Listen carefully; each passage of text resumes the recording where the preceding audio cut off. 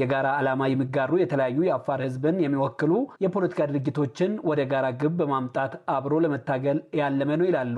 በዋነኝነት ሐሳቡ የሚያቀነቅነው ዳንካሊያ ላይ የሚገኙ የአፋር ማህበረሰብ በጭቆና የተባረሩ እዛው ላይ የሚኖሩ ማህበረሰቦች ደግሞ ተጨቁኖ ያሉበት ሁኔታ ስላለ እነዛን አሁን የተለያዩ ፍላጎቶችን ወደ አንድ መድረክ አምጥቶ ነገ ምን ይሻለናል፣ የኛ ድክመትስ ምንድነው፣ ከዚህ በፊት ያለፉት ችግሮችን ከዛ ችግሮች ምንድነው የተማርነው፣ ለነገስ ምንድነው የሚያስፈልግን፣ አካሄዳችን እንዴት ነው መሆን ያለበት የሚለው የሚወያዩበት መድረክ ነው። የእርስ በርስ ሽኩቻ፣ አሉባልታ፣ ጥርጣሬዎችን በማስወገድ ወደ አንድ መድረክ መጥቶ በሐሳብ ደረጃ ተግባብቶ በኢትዮጵያ በኤርትራና ጅቡቲ ሀገራት የሚገኙ የአፋር ማህበረሰብ በይፋ በጋራ የማገናኘት እድል ጠባብ ነበር ያሉት የመድረኩ አስተባባሪ ሶስቱም ሀገር ላይ ያሉ ማህበረሰብ በቋንቋ ሳይለያዩ፣ በሃይማኖት ሳይለያዩ፣ በባህል ሳይለያዩ ከዚህ ከዳንካሊያ መጥቶ ሰመራ ላይ ስለዚህ ስለ ዳንካሊያ ማውራት እንደ ሐራም ይቆጠር ነበር፣ እንደ ኃጢአት ይቆጠር ነበር። ያ ደግሞ ቁጭት ይፈጥራል። ትክክል የሚያካሄዱ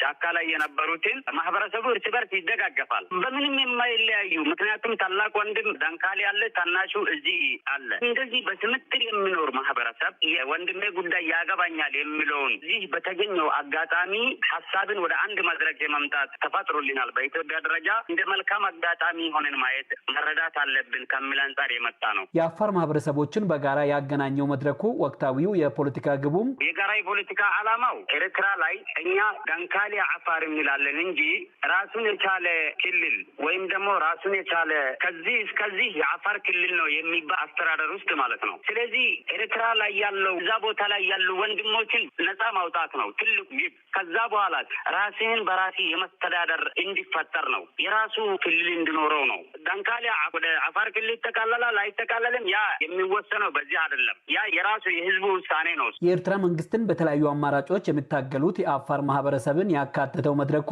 በኢትዮጵያ ውስጥ በሚካሄድበት በአሁኑ ወቅት የሁለቱ ሀገራት መሪዎች ሽኩቻ ውስጥ ገብተው አንዱ ሌላውን ሲወቅሱ ተደጋግሞ ይደመጣል።